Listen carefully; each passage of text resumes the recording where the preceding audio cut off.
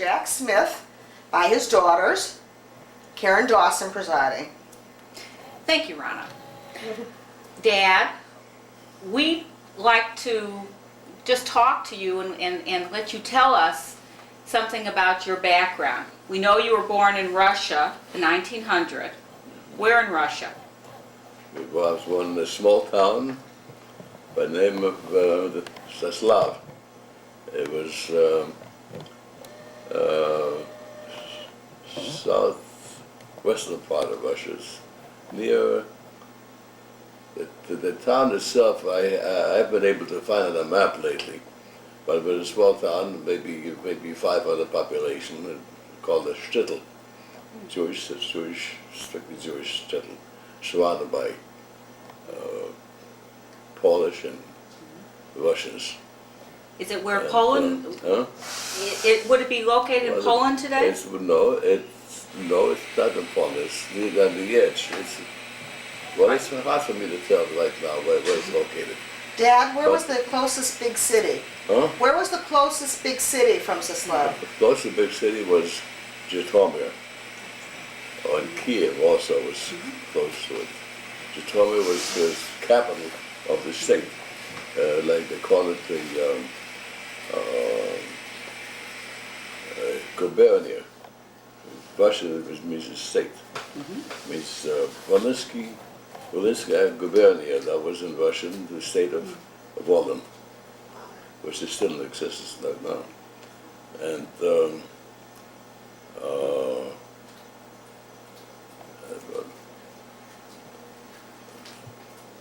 I was brought up in that little town. We had a small community, maybe about 500.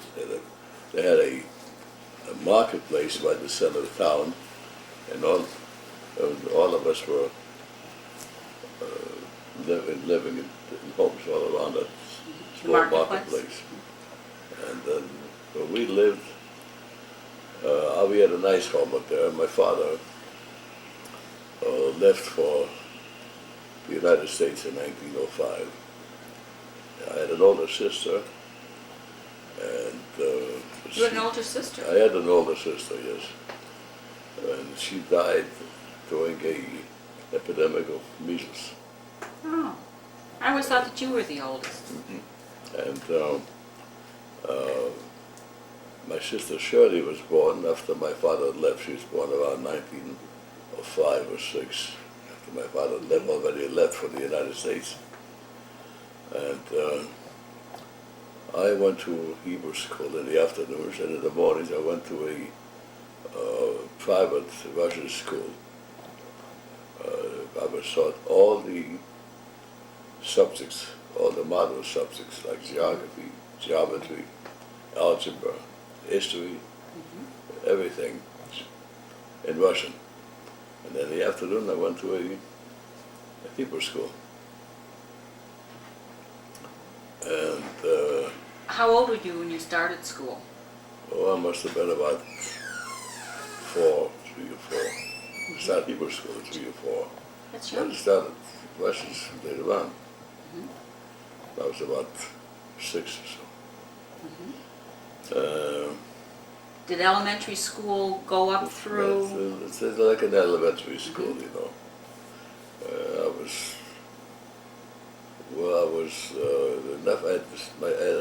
My studies were good enough to enter high school in the United States when I was about 11 years old. So you stayed in school. You went through elementary school or the beginning school until you were 11 years old. Yeah, I went to elementary. I went to school as long as I stayed. As long as I lived in Russia, I went to school. Never quit school. But did you start high school there? No, Or I what would didn't be- start. I was about to start gymnasia, which is equivalent of almost between college and high school. And my father came back from the United States. Why did he decide to go to the United States? I have no idea why he decided. Did it have anything to do with the He was Japanese here, Russian War? Huh? Did it have anything to do with the Japanese-Russian War in 1905? No, no, it had nothing to do with that was during the Russian-Japanese War in 1905 that he had left to evade. Would he have had to serve Go in to the army? He would have to go to the army. Okay, that was a good reason. And he came back in 1909. The reason I'm so sure of these dates because my brother Ben was born in 1910. So that's why I what do you call this? I remember all the dates on for the births, you know. So he came back in 1910. 1909. He had a nice home. I guess he brought some money back with the United States. What did he do in the United He States? was a bricklayer and he was a mason contractor. Where did he go? Where did he live in the United States? Which city? I don't know. I don't know where he lived in. I don't know where he lived in the United States. But he earned his living as a bricklayer. Yeah, he worked as a bricklayer mason in the United States. When he came back, he worked in our hometown there. He worked for the different gentry around, builders, that built homes for them. And I spoke Russian very fluently. I was educated in Russian. I read all modern books on in Russian. I also read a lot of books in Hebrew and also in Yiddish. I was well versed in Yiddish too. Yeah, different books in all the languages. And I wrote all the three different languages. I read, was translated to Russian, you know, from French. Even though he was, and Dostoevsky and all these other Russian Anna Karenina, War and Peace, oh yeah, all the Tolstoy? Russian authors, I read them all. And Did you have a favorite author? I couldn't tell you right now. Don't It's been remember, a long, good many years. I don't remember any of them.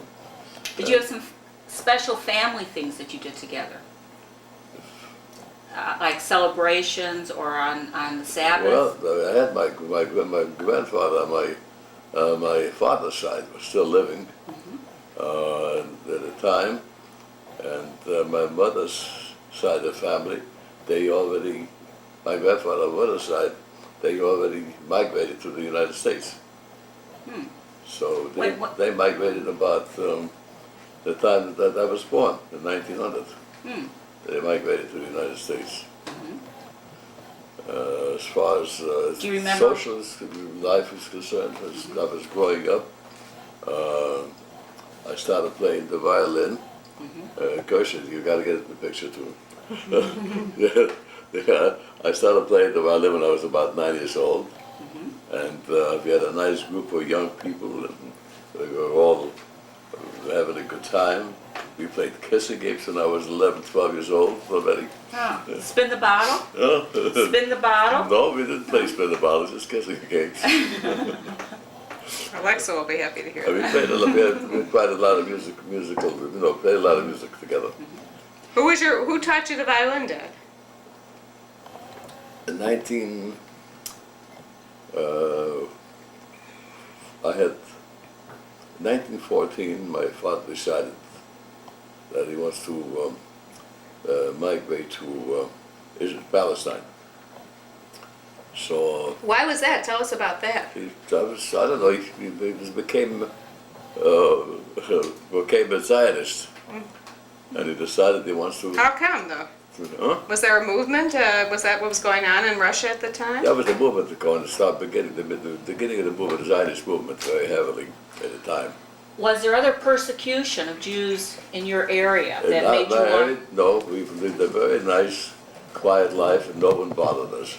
So there were no pogroms There were around no your... pogroms and nothing of the sort. We had a very nice little town, and the people around us didn't bother us. We didn't bother them, they didn't bother us. So I can't claim anything of the sort. But anyway, we decided to...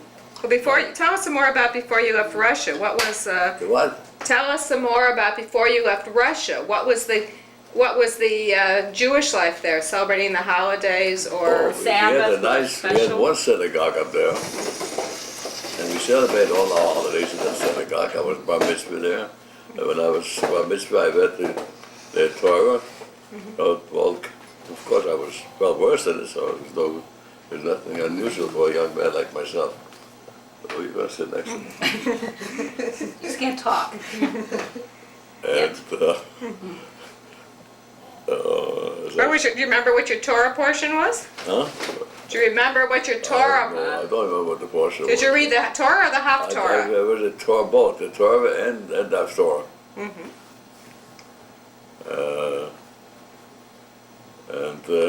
How did you celebrate? Did you? After we got through with my bar mitzvah, the celebration, everything, we went out with a bunch of boys. We went out to the woods and we smoked cigarettes. Bad example. He was rotten at an early age.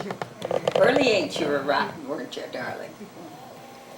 Anyway, Here, tell my us father- about your house in My Russia. father decided Yes. that he wants to leave the United States, Russia, and go to Palestine. In the Dad, meantime, before you go on about your father in Yeah. Palestine, what was your house like? Do you remember anything about it? What yeah, it I looked remember the like? house very well. It was we had a nice big house. We had a horse and wagon. We had a loft. The barn is right next to the house, and we had a loft which was full of hay.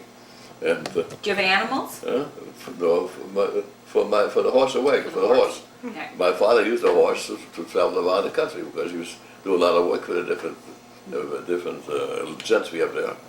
And as a matter of fact, our house was right at the end of the town, and right across across the street from where we were located, there was a big estate, some big estate with some what do you call it? Land gentry? Huh? Someone who owned Yeah, a lot of... some rich Russian. Did you grow your own vegetables? Did you grow any of your own food? No, we didn't have any room for vegetables. We didn't have any room. We didn't didn't have have a lot of land. It was just a house. We had a large. It was a pretty large house. As a matter of fact, my teacher, the Hebrew teacher, that part of our house. He had two daughters, two young daughters. One was already in about 20. The other was only about 15. She was my girlfriend. How old were you now? This is when you were 12? Close to 14. Close to 14. 13. 13 with a 15-year-old girlfriend. Yeah. Well, I was quite grown, you know. Yes, we understand. And so, as I said, my father decided he wants to leave Russia and go to Palestine. So we packed up all of our belongings in a wagon. We drove about 10, 15 miles to the railroad. And we got on the railroad which went to Odessa. That's on the Black Sea. And in Odessa we had relatives. We stayed with them. They were quite sophisticated. They spoke nothing but Russian. I mean, modern people. Remember, the young people up there were very modern. And we stayed with them about a week before our ship came in. That was supposed to transport us to Palestine. So we got on board this ship, and we went through the Dardanelles, way to Constantinople. We spent a day there, and I remember my father took me sightseeing in the city, and I remember seeing the famous what do you call it? Mosque? No, the church, what do you call it in Turkish? The way, Is that? Saints of Fire. Saints of Fire. Saints of Fire. Remember seeing that. We walked around town. Then we got back on board ship, and we came to the port of Jaffa. Now that was you and your father and your mother and Shirley and Ben? And Sam was already born already. Oh, Sam was Sam born was too? born in 1912, 2 years afterwards. Okay. So Ben was already 4 years old, and Sam was 2 years old when we left Russia. Shirley was around, she was born 1905, she must have been around 9 years old. And we landed in Jaffa, and we settled in it's Tel Aviv at that time had maybe a dozen houses and a couple of schools and a hotel right on the shore, on the Mediterranean shore, you know. And between Jaffa and Tel Aviv, there were 2 settlements. They were called Neve Tzedek and Neve Shalom. Neve means the house, or not the house, but the adobe, or what do we call it? Of Tzedek means, can't translate the words. Justice. House of Justice? Justice, and then Neve Shalom and Neve Tzedek. The Shalom means peace. See, House of peace, settlement house of of justice, settlement of peace. We settled in one of them. I remember which one of them anyway. And I used to walk across the centers to Tel Aviv to go to school up there. I went to school. They had 2 schools up there. One was 3 schools, as a matter of fact. One was called Francais, some French school, and 2 was Hebrew schools. One was Bet Hashem Lebanim, which meant the school for boys in Hebrew, and the other one was the gymnasia. That's the higher learning. High school? Okay. Yeah. So I went to the Bet Hashem Lebanim. I knew the language, but I had to learn. But I knew the biblical language. This in the school up there, they modernized their language. They were beginning to modernize the language that it is today. They started up there in 1914, or even before that. They started modernizing. And we had all the subjects like geography, history, geometry, algebra, everything in Hebrew. And they had to find different words for all these different subjects, you know. But we had all these subjects in Hebrew. Was it a good school? Huh? How did the school compare to the one you were in Russia? Was it as It was good a school? compared very favorably, yes, very favorably, yeah. It's a good school. But they teaching you all the subjects, you know. Of course, I knew a lot of the subjects already, but I had to learn them all over again in Hebrew. Was there a house there, or did you have to build your own house? No, we lived in a house, regular house, but the houses in the Middle East used to be a court in the middle and rooms all around there, you know. You ever Like in seen- New Orleans. Huh? Like in New Orleans. Like something like New Orleans, only different. And yes, we lived we had rooms all around the court there, and that's wasn't bad. It was real nice. And the rest I went to school there. Then I learned how to speak Arabic a little bit, and I also played the violin.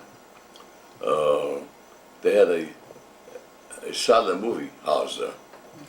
And they had music on the side, you know. So I was one of the fellows that played there, and he used to take me and I used to play with him. He would play the drums, so I would play the violin. A couple of us played it. Did you ever take violin lessons?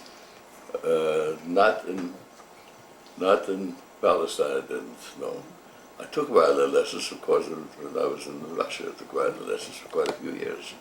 Right. No, I don't remember the violin teacher. I remember one thing though. I do remember about my violin teacher. He had a son who went to Germany to study violin, and he came back. A couple of years later, he came back and he played the violin terrifically. I was so envious that he could play so well and I couldn't. But I didn't. I have a plain ordinary klezmer, you know, Jewish violinist. He played at all the weddings and bar mitzvahs. So anyway, we arrived there in Palestine. My father stayed in Palestine only about no more than 6 months. How come? I couldn't make a living there. Couldn't be a bricklayer there?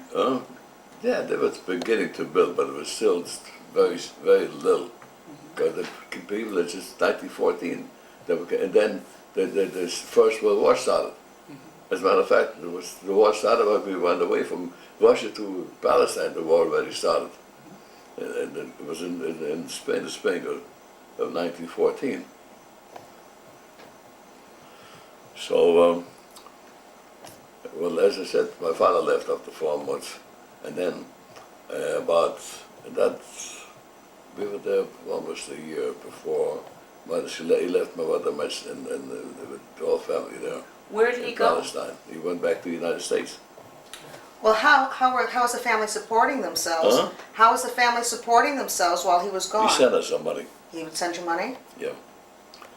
And I was going to say, yeah.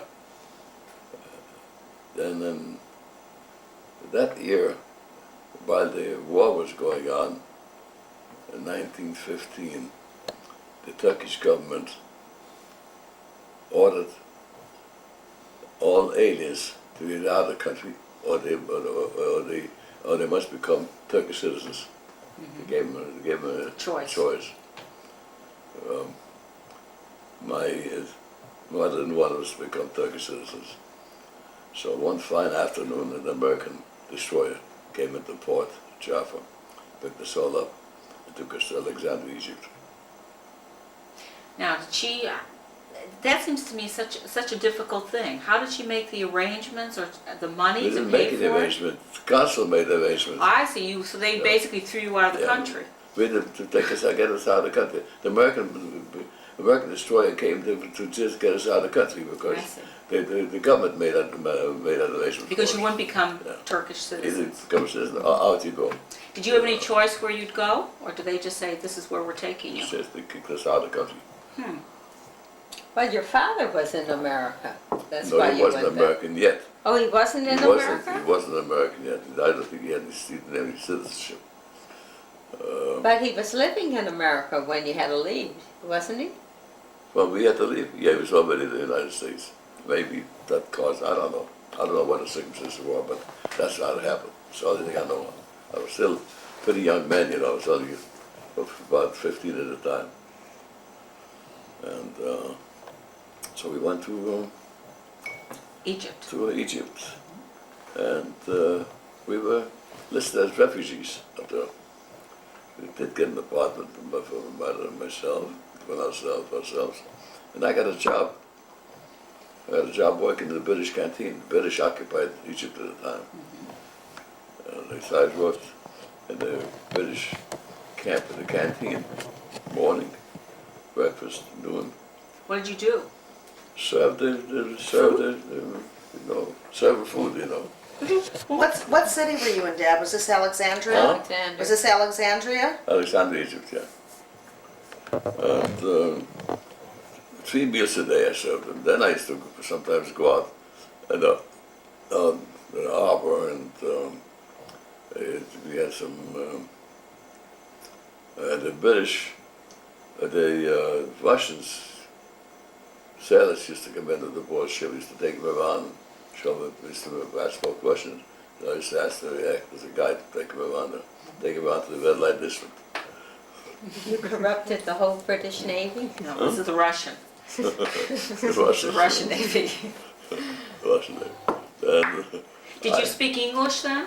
huh? Were you speaking any English at that time? Well, I was beginning to understand. I was working in the British camp, so I heard You're English. picking it up. I was started to pick it up a little bit. Yeah.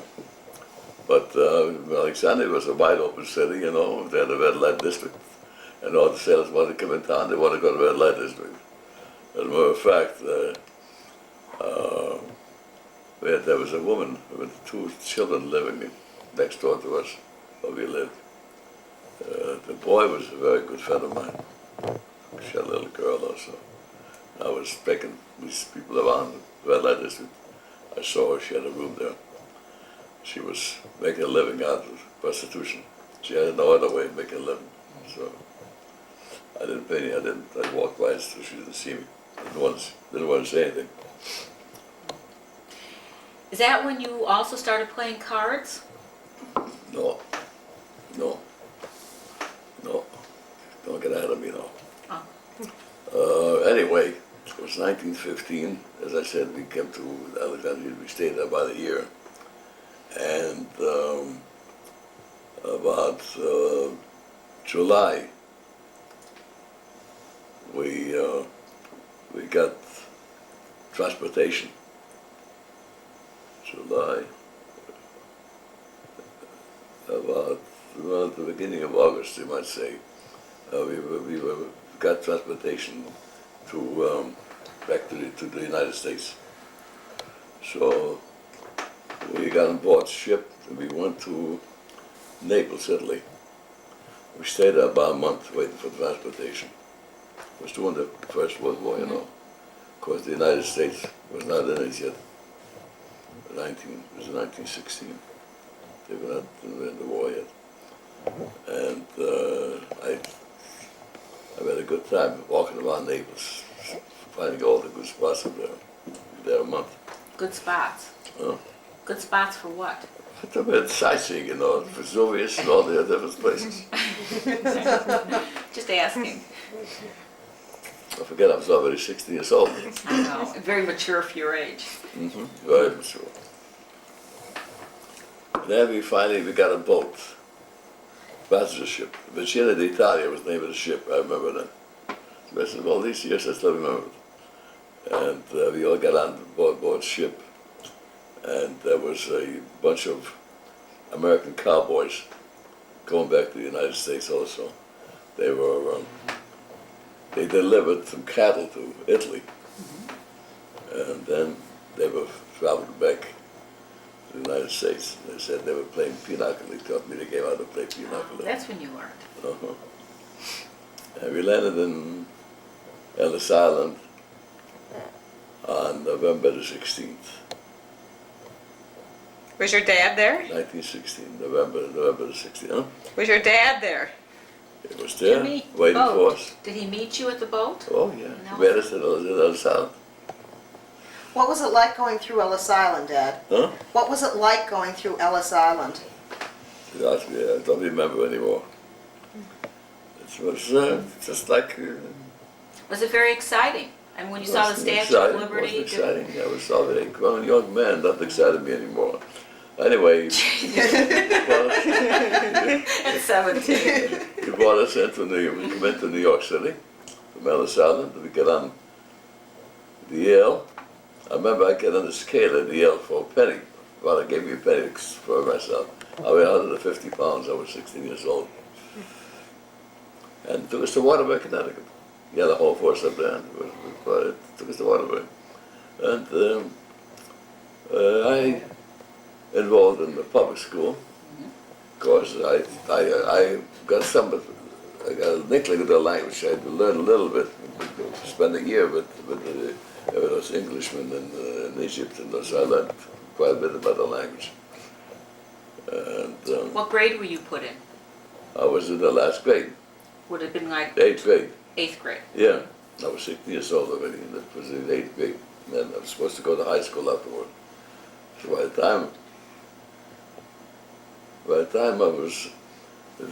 time the year was over, I was already 17 years old. 17 years. I was 16 when I got in, around in November. And then in the spring, summer, I was already 17. I was a big guy. I couldn't go to school, start going to high school with a bunch of kids, you know. So I didn't want to go to high school. I went to get a job. I got a job with National Biscuit Company, delivering cookies. I was driving a horse and wagon. Did your mother and father care that Yes, you? he did care very much. My father wanted me to go to school. He did care very much. But he couldn't make you. I was going to make a 17-year-old man.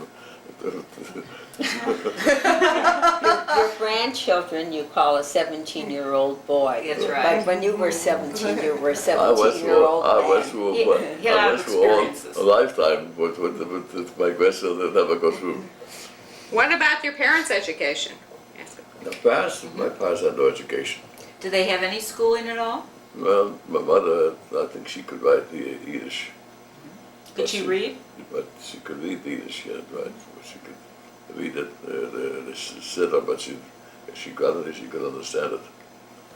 And your father? My father knew how to read and write. So I don't know whether he knew English or how to write English or not. That I don't know. But he was a businessman. He had to know more about this. Basically, he's a bricklayer, he worked with his hands.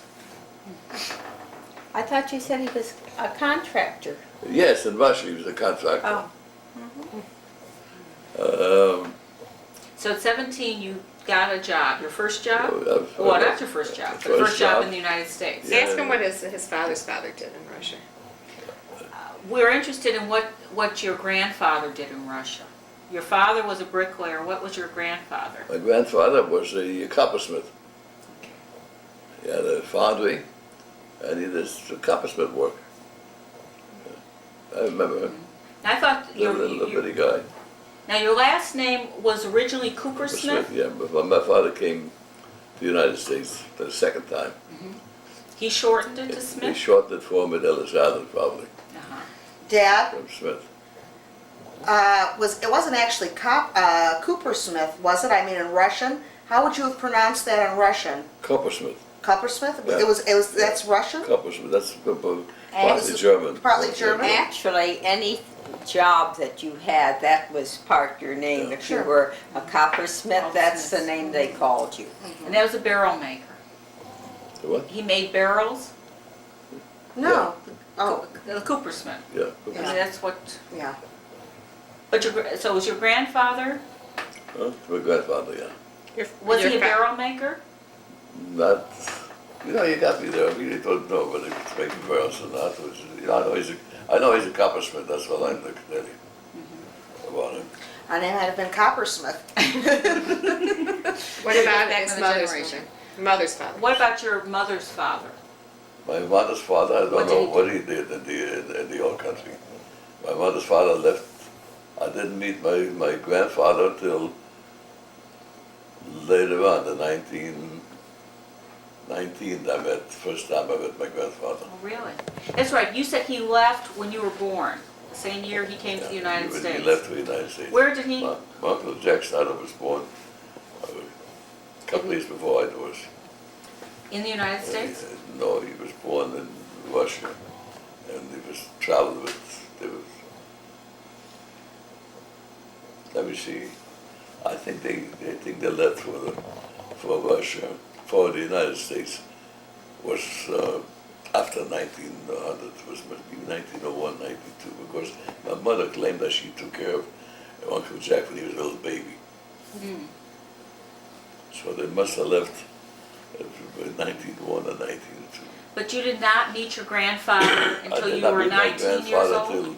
Until I came to Iowa City. Okay. Was he living in Iowa City then? Right, I get to it. Oh, okay. Dad doesn't need to be. He's got this. So I got a job delivering cookies. You're 17 now. At 17, I'm 17, and I'm working The Misco. deliver cookies with a horse called Blackie. And my spare time I was hanging around the pool, playing pool with the boys. And going dancing at a nice dance hall, Buckingham Place, Buckingham Hall. Didn't in you Waterbury, teach Connecticut. dancing? Huh? Later. You and Uncle Jack taught dancing? No, Uncle Jack lived in Iowa City. I used to go dancing up there. It was, developing like a young fella.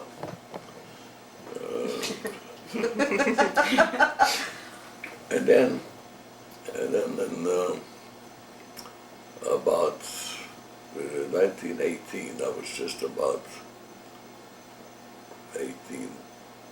I got a job with a streetcar company in Waterbury as a conductor.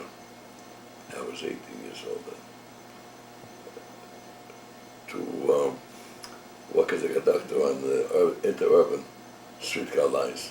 Used to go to Thomaston and Thomasville, two small towns around Waterbury there. And